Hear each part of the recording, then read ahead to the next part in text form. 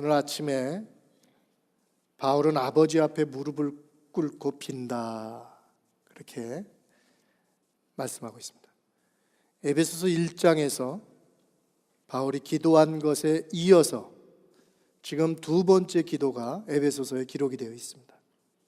그래서 에베소서에 바울의 기도가 두 번 나오는데요, 오늘 두 번째 기도입니다. 그러니 그의 감옥 생활이 교회를 위한 기도 생활이요, 교회에 하나님의 말씀을 써서 보내는 선교의 생활이었음을 우리가 알 수 있습니다. 그는 어디에 있든지 말씀과 기도로 하나님과 교회를 섬기는 종이었습니다. 특별히 오늘 14절 말씀 보면 이러므로 이렇게 시작합니다. 이러므로 내가 아버지께 기도한다고 합니다. 이러므로가 뭐예요? 지난주에 우리가 살펴본 말씀이죠. 하나님의 비밀이신 그리스도와 하나님의 비밀이신 복음이 이방인에게 전파되어 그리스도 안에서 함께 상속자가 되고 함께 지체가 되고 함께 약속에 참여한 자가 된 것을 말하면서 에베소 교회 여러분이 바로 그렇다고, 그래서 내가 또 이렇게 기도한다라고 말하고 있습니다. 그러면서 이러므로 내가 하늘과 땅에 있는 각 족속에게 이름을 주신 아버지 앞에 무릎을 꿇고 빈다라고 얘기합니다. 무슨 기도예요? 선교적 기도죠. 선교적 기도. 지금 이방 선교를 하는 바울은 하나님이 하늘과 땅 곧 천지에 있는 모든 족속에게 이름을 주신 주인이시요 아버지시라고 고백하고 있습니다. 그러므로 그 아버지께 무릎을 꿇고 비는데 에베소 교회 성도들만을 위해서 기도하는 것이 아니라 하늘과 땅의 모든 족속을 품고 기도하는 거예요. 하나님, 에베소 교회가 주께로 돌아온 것처럼 또 다른 족속들이 주님께로 돌아오게 하여 주옵소서. 바울의 기도는 좀 차원이 다릅니다. 그의 기도를 보세요. 놀랍게도 자신을 위한 기도는 없습니다. 감옥에 있으면서 자신을 꺼내달라고 기도하지 않습니다. 에베소 교회 성도들한테도 나를 여기서 건져달라고 기도하십시오, 그렇게 간구하지 않아요. 자기를 위한 기도가 없어요. 오직 우리를 위한 기도요, 교회를 위한 기도요, 하나님의 나라를 위한 기도예요. 얼마나 귀한 기도인지 몰라요. 너희는 먼저 그의 나라와 그의 의를 구하라, 그리하면 이 모든 것을 너에게 더하시리라 하신 대로 바울은 먼저 그의 나라와 그의 의를 구하는 기도를 하나님 앞에 올리고 있습니다. 저와 여러분의 기도도 바울의 기도를 본받아서 하나님의 마음을 울리는 기도가 나오기를 주님의 이름으로 축원합니다. 하나님의 마음을 울릴 수 있는 기도, 그러한 기도의 사람들로 세워지시길 바랍니다. 그러면 바울은 이 두 번째 기도에서 무엇을 간구하고 있을까요? 먼저 속사람을 강건하게 하옵소서. 속사람을 위해서 기도하고 있습니다. 여러분 16절 말씀 보세요. 16절 말씀 보면 그의 영광의 풍성함을 따라 그의 성령으로 말미암아 너희 속사람을 능력으로 강건하게 하시오며, 하나님, 에베소 교회 성도들의 속사람을 강건하게 해 주시옵소서. 그것이 첫 번째 기도 제목입니다. 얼마나 많은 경우 우리는 우리의 겉사람을 위해서 기도하는지 모릅니다. 하나님, 내 스펙이 쌓이게 하여 주시옵소서. 그렇죠? 내 삶의 외적인 요소들이 좀 어렵습니다. 이 겉에 있는 문제들 해결해 주시옵소서.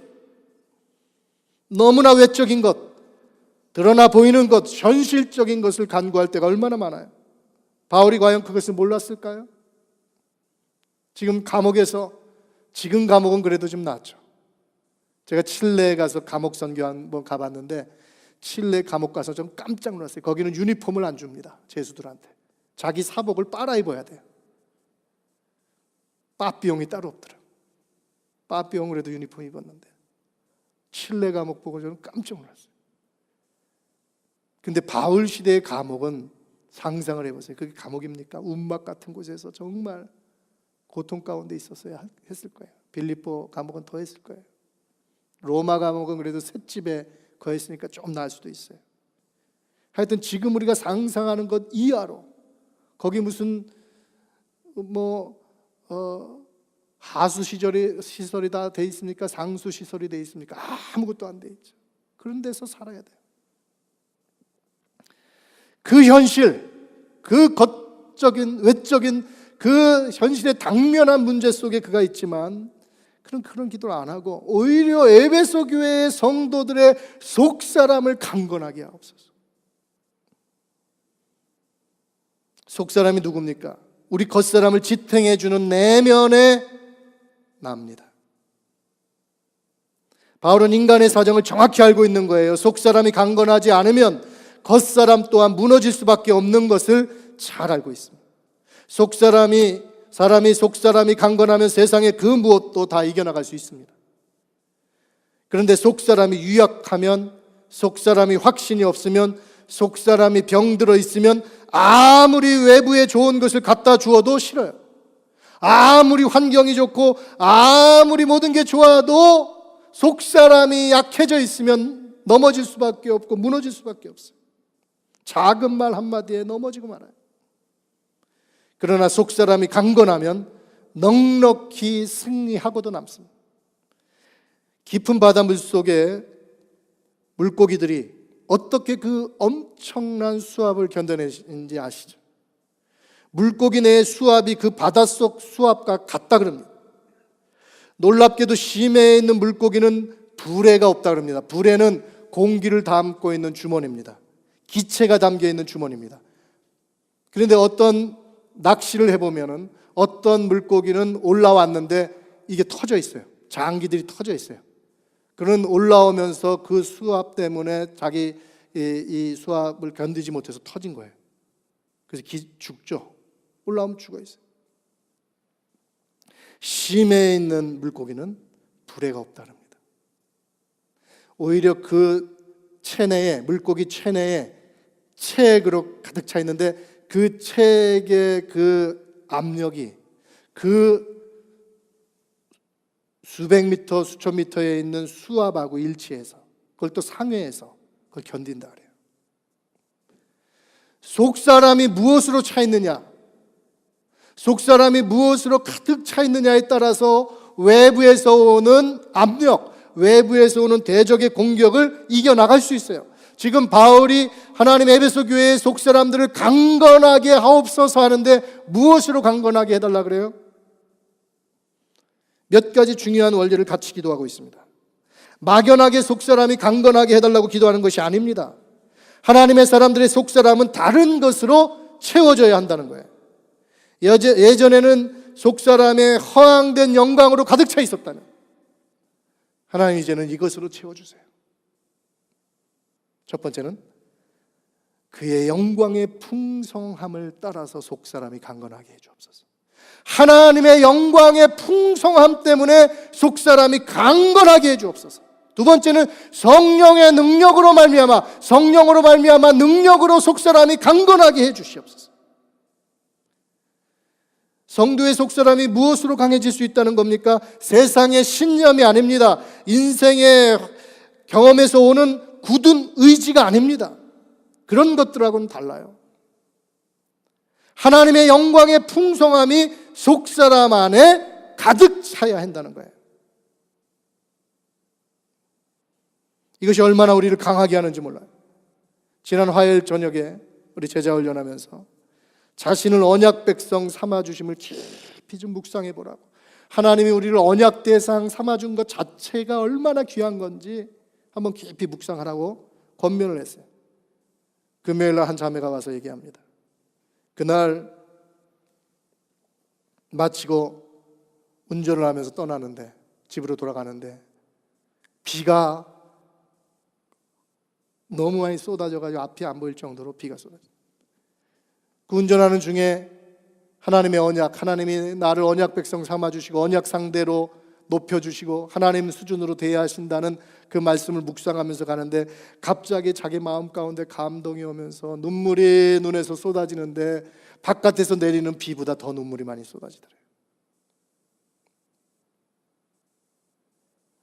여러분, 우리 속이 하나님의 은혜로, 하나님의 영광의 풍성함으로 가득 차면 세상의 그 어떠한 환난, 세상의 그 어떠한 역경, 세상에 어떠한 조롱하는 말, 세상에 어떤 하나님 믿는 사람들이 왜 그러느냐는 그 말로 우리를 넘어뜨릴 수 없어요.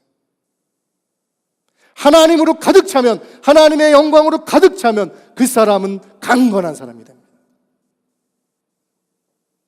그저 하나님, 예수님, 성령님, 그저 나의 아버지 이름만 불러도 저와 여러분의 심령이 적셔지고 저와 여러분의 심령 가운데 눈물이 흐르는 그런 은혜의 성도들이 되시기를 주님의 이름으로 축원합니다. 메마른 눈물이 되면 안 돼. 눈물이 흘러내려야 돼. 은혜가 흘러야 돼. 그 사람 감당할 수 없습니다. 그 사람 세상에 이길 수가 없습니다. 이것이지요, 이런 하나님의 영광이 내 속에 가득 차 있을 때 속사람은 강건해지고 세상은 우리를 이길 수가 없습니다. 성령으로 말미암아 능력으로 강건하게 해달라고 바울이 기도하고 있습니다. 그 성령의 능력으로 가득 찬 속사람을 얘기합니다. 오순절 위로부터 내리는 성령의 능력을 경험한 제자들은 그 전에 유대인들의 한마디에 벌벌 떨었어요. 베드로도 계집종이 불 쬐고 있을 때 너도 그 일파 중에 하나지? 아니라고 예수님을 부인하면서까지 도망갔어요. 그랬던 그가 여종 앞에서도 주님을 부인했더니 베드로가 오순절 성령의 위로부터 내리는 능력을 받으니까 속사람이 강해졌어요. 속사람이 강해져서 이 자기의 생명을 좌지우지할 수 있는 로마의 권력, 대제사장들의 권력 앞에서 내가 하나님을 기쁘게 하랴 사람을 기쁘게 하랴, 자기 생명을 내놓는 하나님의 사람으로 강한 용사로 변화된 거예요. 오직 우리 속사람이 강해지는 두 가지 원리는 하나님의 영광의 풍성함이 우리 속에 머무는 것과 성령의 능력으로 강해지는 것밖에 없어요. 다른 걸로는 안 돼요. 하나님의 성령을 날마다 충만히 받으심으로 여러분의 속사람이 강력해지기를 주님의 이름으로 축원합니다. 사랑하는 여러분, 저와 여러분의 기도가 이런 기도가 되길 원해요. 하나님, 우리의 세상적이고 허황된 불의 공기를 다 빼주시옵소서. 내 욕심과 내 야망 속에서 살던 그 공기들을 다, 세상적 공기들을 내 속에서 다 빼주시옵소서. 그리고 거기에 다른 책, 하나님의 영광의 풍성함으로 채워주시고 성령의 능력으로 가득 채워 주시옵소서. 그래서 세상이 감당할 수 없는 하나님의 사람들로 무장되게 하여 주시옵소서. 이 기도가 저희의 기도가 되길 원합니다.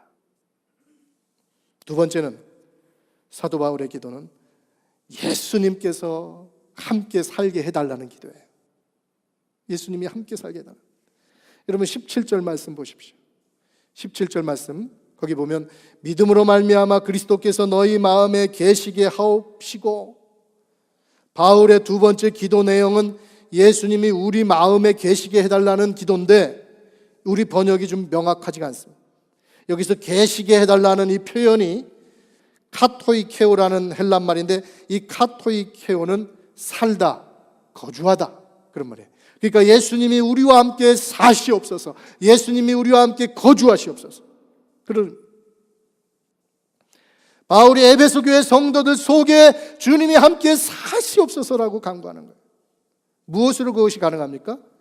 믿음으로 말미암아, 믿음으로 말미암아 그리스도께서 너희 마음에 계시게 하옵소서. 믿음으로 말미암아 하나님이, 예수님이 우리 안에 오시는 거예요. 바울은 이것을 너무나 크게 경험한 사람입니다. 그는 자기 의로 살았던 사람이었어요. 그런데 늘 허무하고 답답한 삶을 살 수밖에 없었습니다. 평안이 없었습니다. 그러나 그가 나중에 어떻게 고백합니까? 갈라디아서 2장 20절에 내가 그리스도와 함께 십자가에 못 박혔나니 그런즉 이제는 내가 사는 것이 아니요 오직 내 안에 그리스도께서 사시는 것이라. 이제 내가 육체 가운데 사는 것은 나를 사랑하사 나를 위하여 자기 자신을 버리신 하나님의 아들을 믿는 믿음 안에서 사는 것이라. 어디서 살아요? 아들을 믿는 믿음 안에서 사는 것이라. 믿음 안에서 그리스도께서 우리와 함께 사시는 거예요. 바울은 그 누구보다도 행위가 아닌 믿음으로 예수님과 함께 거하고 함께 사는 삶을 체험한 사람입니다. 그러므로 지금 옥에 갇혀 있어도 사실 바울은 그리스도와 함께 있는 것이기에 담대하고 평안한 거예요. 하나님의 영광의 풍성함이 자기 속에 가득 차 있고 성령의 능력이 가득 자기 안에 있고 그리스도께서 믿음 안에 내 안에서 사시기 때문에 감옥이라도 그 어디나 하늘나라예요. 그게 바울의 삶이에요. 이처럼 성도의 속사람 안에 믿음으로 그리스도께서 함께 사시고 그렇게 살게 해달라고 기도할 뿐만 아니라 그 다음 무엇을 위해서 기도합니까? 그 다음 말씀 또 보세요. 너희가 사랑 가운데서 뿌리가 박히고 터가 굳어져서 능히 모든 성도와 함께 지식에 넘치는 그리스도의 사랑을 알고 주님이 우리 안에 함께 사시는데 이제 그 사랑 안에 주님의 사랑 안에 우리의 믿음의 삶의 뿌리가 내려지게 하여 주옵소서. 터가 다져지게 하여 주옵소서. 그리고 그 뿌리를 통해서 하나님의 사랑이 우리 안에 올라와 우리가 자라게 하옵소서. 그렇게 기도하는 거예요. 순서가 다 있어요. 그 사랑을 알게 해 주옵소서. 근데 어떻게까지 자라기를 기도합니까? 모든 성도와 함께 지식에 넘치는 그리스도의 사랑을 알게 해 주십시오. 단지 지식적인 사랑이 아닌 예수님 날 위해서 죽으셨지, 날 위해서 피 흘리셨지, 머리로 끄덕이는 사랑이 아니라 뿌리에서부터 올라오는 하나님의 사랑이 나를 감싸고 올라오는 거예요. 내 속에서부터 올라오는 거예요. 그래서 지식을 뛰어넘는 지식에 넘치는 사랑을 알게 해달라는 거예요. 더 나아갑니다. 거기서 더 나아갑니다.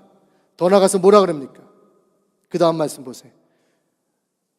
하나님의 사랑을 더 어떻게 알게 해달라고 기도합니까? 그 너비와 길이와 높이와 깊이가 어떠함을 깨닫게 해달라고 합니다. 여기서 바울이 참으로 놀라운 표현을 하는데 하나님의 입체적인 사랑을 알게 해달라고 고백하고 있어요. 그 사랑을 깨닫게 해달라고 고백하고 있어요. 여러분, 하나님의 사랑의 넓이가 어느 정도일까요? 얼마나 광대하실까요? 시편 기자는 내가 새벽 날개를 치며 바다 끝에 가서 거할지라도 거기에 주님이 계시다 그랬어요. 저는 한국에서 태어나서 가장 멀리 간 땅끝이 칠레의 남극 쪽입니다. 거기까지 가봤어요. 근데 제가 거기서 깜짝 놀랐어요. 왜요? 거기서 하나님의 백성들이 하나님을 얼마나 찬양하는지 몰라요. 거기서 하나님의 백성들이 하나님을 얼마나 경배하는지 몰라요. 하나님의 사랑이 거기 충만하게 임재해 있어요.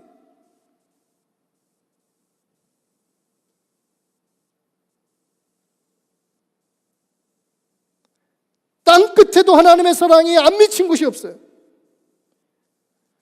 새벽 날개를 치며 바다 끝에 가서 거할지라도 주님이 거기 계세요. 지평선, 수평선으로 하나님의 사랑의 넓이를 측정할 수 있을까요? 지금 바울은 그것으로 안 된다는 것입니다. 우리를 향하는 하나님의 사랑의 너비는 우주를 넘어 끝이 없다라고 말을 하려는 거예요. 그 사랑을 하나님 저들이 알게 하시옵소서. 깨닫게 하시옵소서. 바울은 또 우리를 향한 하나님의 사랑의 길이가 어떠함을 알게 해달라고 간구합니다. 여러분, 길이는 시간으로 따질 수 있을까요? 저와 여러분을 향한 하나님의 사랑이 그저 잠시 있다 없어지는 사랑이 아니지요. 창조부터 재림까지입니다. 더 나아가서 영원부터 영원까지입니다. 아니, 끝이 없는 것입니다. 하나님의 사랑의 길이는 끝이 없는 거예요. 사람의 사랑은 잠깐 일시적이기가 쉬워요. 그리고 조건이 바뀌고 환경이 바뀌면 변하기 쉬워요. 그러나 하나님의 사랑은 제자들을 사랑하시되 끝까지 사랑하셨다 그랬어요. 끝없는 사랑이에요. 끝없는 사랑. 영원한 사랑이에요. 영원한 사랑. 그 사랑의 길이를 잴 수 있을까요? 하나님의 속성 가운데 가장 중요한 속성 중에 하나가 어제나 오늘이나 영원토록 동일하신 분입니다. 다른 말로 하면 하나님의 불변성. 하나님이 한번 우리를 사랑하시면요, 끝까지 사랑합니다.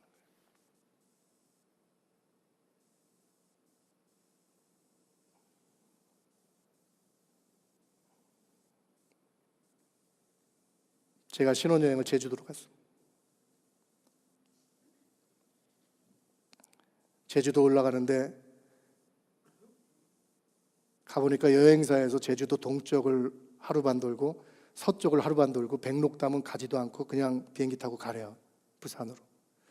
언제 또 제주도 와보겠느냐 그래서 택시기사를 불러가지고 영실이라는 데까지 올라가면은 1시간 반 만에 갔다 올 수 있다 그래가지고 그 갔어요. 비행기 타기 직전에 가서 백록담을 보고 오리라. 그리고 안에 손을 붙잡고 백록담까지 올라가서 사람들이 많잖아요. 거기서 합심 기도를 했어요. 듣던지 말던지 딴 사람들이 창피한 것도 모르고 그때는 뭐 그냥 사랑으로 온 세상을 정복할 때니까 기도하면서 그러면서 제가 뭐라 그랬냐면 우리가 인생 살다 보면 목회하다 보면 이렇게 높은 산도 넘어야 되고 바다도 건너야 되고 강도 넘어야 되는데 나는 끝까지 당신 손잡고 갈 거야. 너와 함께 갈 거야 라는 시를 썼어요.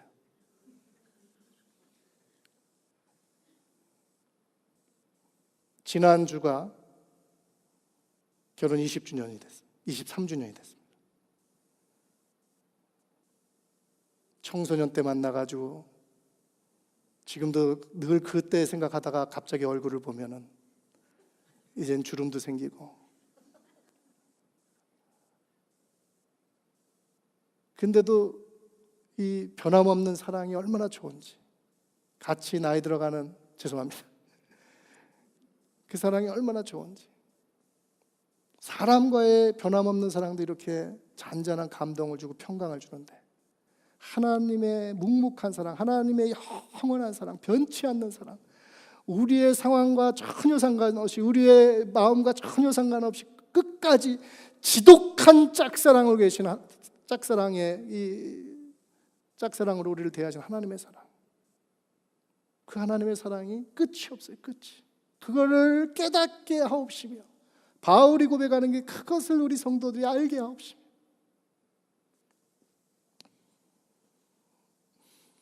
바울은 또한 우리를 향한 하나님의 사랑의 높이를 깨닫게 해달라고 합니다. 하나님의 사랑의 높이가 어느 정도일까요? 하늘만큼일까요? 우주만큼일까요? 성경은 3층 천을 말합니다. 가장 지극히 높은 곳에 하나님의 처소가 있다라고 얘기합니다. 거기에 자기의 아들 예수 그리스도를 우편에 앉히시고 그 옆에 저와 여러분을 상속자로 앉히시는 거예요. 그것을 하나님의 사랑의 높이로 표현할 수 있을까요? 그렇게 우리를 높이시는 분이에요. 자기 옆에 앉히시는 분이에요. 그 하나님의 사랑, 우리를 상속자로 세우시는 그 하나님의 높은 사랑을 알게 해달라는 것입니다. 바울은 이 높이를 실감했을 것입니다. 왜냐하면 그는 삼층천에 갔다 왔기 때문에. 그러니 바울이 이 땅의 성도들도 그 높이를 알게 해달라고 깨닫게 해달라고 기도하고 있는 것입니다. 바울은 또한 우리를 향한 하나님의 사랑의 깊이를 깨닫게 해달라고 기도합니다. 깊이는 무엇입니까? 하나님의 속 깊은 마음이죠.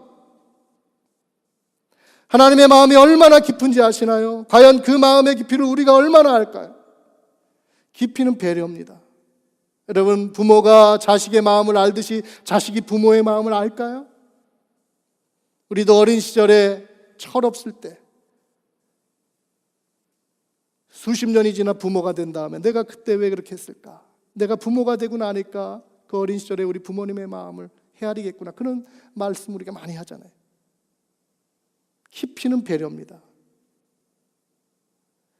우리를 향한 하나님의 배려를 진정으로 우리가 깨닫고 알게 된다면 우리는 눈물 없이 살 수 없어요. 제가 한번 운전하고 로컬길을 가는데 앞에서 노란 스쿨버스가 오더니 딱 섰어요. 낮이었는데 스탑사인 나왔어요. 저도 섰죠. 제 뒤로 차들이 쫙 섰어요. 스쿨버스 뒤쪽으로 또 차들이 쫙 섰어요.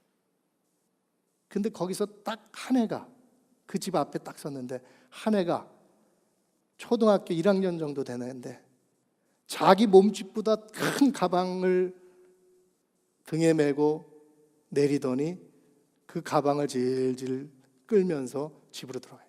그러니까 이 기사가 그 아이가 집 앞에 도착할 때까지 이렇게 쳐다보고 있다가 이제 문을 닫고 가는 거예요. 참 미국이 이런 면에서는 너무 좋다. 제가 얼마나 감동이 되는지. 어린아이 하나를 위해서 다 스탑하는 거예요. 그리고 그 아이가 안전하게 들어갈 때까지 기다려주고 그 다음에 가요. 얼마나 바쁩니까? 얼마나 갈 길이 많습니까? 그런데 그 한 해를 위해서 하나님이 우리 한 사람 한 사람을 위해서 자기의 스케줄을 다 맞추셔요. 자기의 스케줄을 스탑하시고 자기의 스케줄을 이끌어 가시고 다 우리를 위해서 그렇게 사세요. 누가 우리를 그렇게 서브해 줍니까? 하나님 배려해요. 우린 철이 없습니다.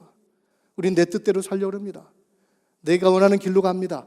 잘못된 길로 갑니다. 하나님 기다려 주세요. 참고 계세요. 지옥 갈 영혼을 건져 천국의 상속자로 삼으신 하나님의 깊이와 자기 아들을 우리 위해 버리셔야만 하는 하나님의 마음이 얼마나 깊은지요. 과연 우리가 이해할 수 있을까요? 바울은 이처럼 이 땅의 에베소 성도들, 아니 우리가 하나님의 입체적인 사랑의 넓이와 길이와 높이와 깊이가 어떠함을 깨달아 여기서 쏟아지는 하나님의 모든 충만함, 이 끝이 없는 사방에서 오는 하나님의 사랑을 충만함으로 받는데 그 모든 충만함이 우리 안에 충만하게 임하게 해달라고 기도합니다. 하나님의 모든 충만함으로 충만하게 우리에게 임하게 해주옵소서. 여러분, 넓이와 높이와 길이 깊이가 무엇입니까? 십자가입니다. 끝없는 하나님의 십자가의 사랑입니다. 그 십자가의 끝없는 사랑에서 우리에게 사랑이 사방에서 흘러 넘치는데 그 모든 하나님의 충만함이 우리에게 충만케 해달라고 기도하고 있어요. 그것처럼 완전한 기도가 어디 있어요? 오늘의 기도의 내용이 그거예요. 이런 기도하시기 바랍니다. 이런 기도를 드리시기 바랍니다. 이런 기도에 응답받으시는 역사가 있기를 주님의 이름으로 축원합니다. 그리스도와 함께 산다는 것이 바로 이렇게 하나님의 십자가의 사랑에서 쏟아지는 모든 충만함을 충만함으로 받는 거예요. 마지막으로 우리를 더 사랑하시는 하나님을 알게 하옵소서. 나보다 나를 더 사랑하시는 하나님을 알게 하옵소서. 그게 바울의 기도입니다. 바울의 이 엄청난 기도가 여기서 끝나지 않습니다. 기도가 더 이어집니다. 20절을 보세요. 우리 가운데서 역사하시는 능력대로 우리가 구하거나 생각하는 모든 것에 더 넘치도록 능히 하실 이에게, 지금 바울이 무엇이라고 합니까? 하나님이 어떤 분이시라는 거예요? 우리가 구하거나 생각하는 모든 것에 더 넘치도록 능히 하실 이에게.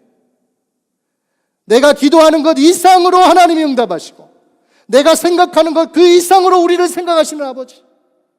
마치 부모가 자녀를 생각할 때 그 아이가 생각하지 못하는 것 이상으로 생각하면서 배려하듯이 하나님이 우리를 생각하실 때 우리 기도가 우리의 삶을 다 커버할 수 있어요?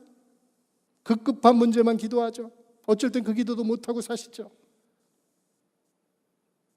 내 기도에 그 외 것도 다 하시고 내 생각에 그 외의 생각까지 다 넘치도록 주실 그 하나님. 한마디로 우리보다 우리를 더 잘하시고 우리보다 우리를 더 사랑하시는 분이라는 거예요. 어떻게 보면 약간 사도 바울이 이상한 사람 같아요. 자신을 감옥에 갇혀 있으면서 기도는 상상도 못할 정도로 하고 있는 것입니다. 그러나 아닙니다. 이것이 성도의 삶과 비전을 정확하게 가르쳐 주시는 기도입니다. 우리의 두 발은 요동하는 세상을 딛고 있지만, 그래서 인생의 곤고함과 긴장 가운데 살지만, 그러나 우리의 기도의 두 눈과 우리의 기도의 두 손은 하늘을 향해 열려야 되는 것입니다. 그래서 우리의 두 눈과 두 손이 하늘을 향해 하나님께 열려 있을 때 사방으로부터 오는 하나님의 모든 충만함이 우리에게 흘러 들어와서 우리가 딛고 있는 이 요동하는 세상 가운데서도 넉넉하게 승리하게 만드는 것이 하나님의 은혜가 흘러오는 통로예요. 그렇게 할 때에만 하늘로부터 세상이 감당할 수 없는 하나님의 모든 충만함이 부어져 내립니다. 그래서 바울이 뭐라고 고백해요? 나는 일체의 비결을 배웠노라. 감옥과 가난이 바울을 낙심하게 하지 못했고 부요함이 바울을 교만하게 하지 못했습니다. 어떤 상황에서도 그리스도의 사랑 안에서 충만했기 때문에 그 사랑스러운 교회 안에서 그리고 그리스도 예수 안에서 오직 주님께 영광이 영원 무궁하기를 그가 간구하면서 이 기도를 마칩니다. 교회 안에서와 그리스도 안에서 영광만이 무궁하시옵소서, 하나님의 영광만이 충만하시옵소서라고 이 기도를 해요. 이 짧은 기도의 내용이 너무너무 놀랍습니다. 사랑하는 여러분, 마지막으로 제가 받은 감동적인 이야기를 하나 소개하고 마칩니다.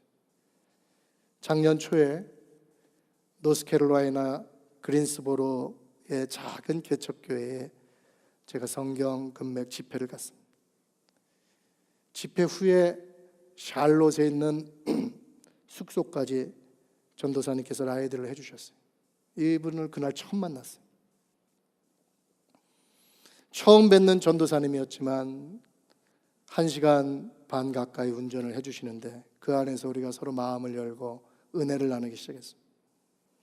그러면서 이 전도사님이 최근에 자신에게 일어난 삶을 나눠줬는데 그게 얼마나 감동이 됐는지. 이분은 한국의 유수한 대학을 졸업하고 취직해서 일하다가 소명을 받았어요. 하나님의 콜링을 받았어요. 목사로. 그래서 현재 미국의 신학대학에서 세미너리 과정 공부하면서 이 그린스보로의 작은 개척교회에 와서 섬기게 됐어요. 33살 된 분입니다. 그는 얼마 전에 한국에 나가서 동갑내기 자매와 선을 보았는데 6번 만나고 결혼하기로 마음을 먹었다 그래요. 그래서 제가 어떻게 6번 만나고 그렇게 결정을 했습니까? 그랬더니 그 자매의 얘기를 들려줬습니다. 이 자매는 6살 때 어머니를 여였어요. 6살 때 어머니가 먼저 가셨어요. 그리고 10살 때 아버지가 돌아가셨어요. 졸지에 이 어린 소녀가 동생들을 키워야 하는 소녀 가장이 되고 말았습니다. 자매는 동생들을 키우면서 여상에 들어가서 공부를 했습니다. 그리고 졸업 후에 다행히 좋은 직장을 얻어서 취직이 됐습니다. 150여 명이 넘는 직원들 가운데서 너무 열심히 일해서 실적 1위를 달성할 정도로 그렇게 열심히 살았다고 해요. 그러면서 동생들을 뒷바라지해서 대학을 다 보냈습니다. 어느 날 서울의 유수한 명문 사립대에서 그 학교 교직원 선출한다는 그 공고를 보고 접수를 했습니다. 자격 조건을 봤더니 자기가 지원을 하면 많이 여러 면에서 부족한 걸 알게 됐어요. 그래도 지원을 했어요. 거기 꼭 들어가고 싶어서. 근데 그것을 담당하는 교수가 이 자매의 라이프를 기록한 걸 다 보면서 이 자매의 삶의 성실함을 보고 같이 인터뷰하는 교수들한테 이 사람은 여러 가지 객관적인 조건은 부족하지만 우리가 자격을 한번 줘서 인터뷰를 꼭 해보고 싶다. 그랬더니 교수들이 흔쾌히 오케이 해서 그 자매가 인터뷰에 응했습니다. 면접을 했는데 이 교수들이, 면접한 교수들이 이 여인을 뽑지 않을 수가 없었대요. 그래서 그 학교에서 뽑았습니다. 전도사님은 참으로 열심히 살아온 자매의 삶에 감동하면서 자신의 마음이 열리는 것을 보게 되었고 두 사람은 서로의 반려자가 되기로 결정을 했습니다. 그러나 이 자매의 마음에는 늘 눌리는 것이 하나 있었어요. 그것은 시부모님이 되실 분들에 대한 두려움이었습니다. 부모 없이 자란 사람, 부모 없이 자란 사람, 이 자격지심이 그 안에 있었습니다. 속사람이 약해 있었어요. 내 삶에 대해서 어떻게 생각하실까? 내가 그 집 며느리가 된다는 것에 대해서 어떻게 생각하실까? 그 아들을 주시려고 그럴까? 어떻게 반응하실까? 이것이 늘 두려웠어요. 늘 걱정이었어요. 아마 그래서 지금 동갑이니까 33이 될 때까지도 여전히 혼자 있었을지도 몰라요. 이 전도사님의 가정은 부산이었고 자매는 서울에 살았습니다. 어느 날 한 통의 전화가 자매에게 걸려왔습니다. 시어머니가 되실 분이었습니다. 두렵고 떨린 마음으로 전화를 받았는데 전화기 너머에서 들려오는 한마디에 이 자매는 통곡하고 맙니다. 그 한마디는 지연아, 엄마다. 지연아, 엄마다. 그 한마디였어요. 그토록 들어보고 싶었으나 6살 때 어머니가 돌아가서 그 이후로 한 번도 지연아, 엄마다 이 소리를 못 들어봤는데 이 시어머니 될 분이 첫 마디가 지연아, 엄마다. 거기에 이 딸이 통곡을 하며 울었어요. 이 어머니의 깊은 사랑과 배려와 위로의 이 한마디가 자녀의 수십 년간의 두려움과 외로움, 아픔과 상처를 모두 씻어줬습니다. 얼마 후 부산에서 올라온 시어머니와 첫 만남을 갖게 됐습니다. 시어머니는 하얀 봉투 하나를 건넸습니다. 그 봉투에는 이렇게 써 있었습니다. 엄마가 지연이에게 주는 첫 번째 용돈. 자매는 기쁨과 감사의 눈물을 한없이 흘렸어요. 제가 이 감동적인 이야기를 들으면서 노스캐롤라이나 지역으로 들어오는데 해는 뉘엿뉘엿 져가고 분위기는 너무나 아름답고 이 전사님의 이 아름다운 소식을 들으면서 야, 어떻게 현대판 나오미와 룻이 살아있었구나. 얼마나 감동이 되는지. 어머니의 깊은 사랑의 한마디가 상처난 이 딸의 다음 세대를 치유하고도 남았어요. 그래서 제가 얼마나 이 다음 스토리가 궁금하겠어요. 그래서 그 교회에 전화를 했어요. 그 목사님한테 딴 거 안 물어보고 교회가 뭐 어떻게 됐냐 이런 걸 안 물어보고 그분들 어떻게 됐냐. 그랬더니 결혼 잘해서 지금은 임신해서 배가 많이 불렀다고 이제 얘기 날 거라고.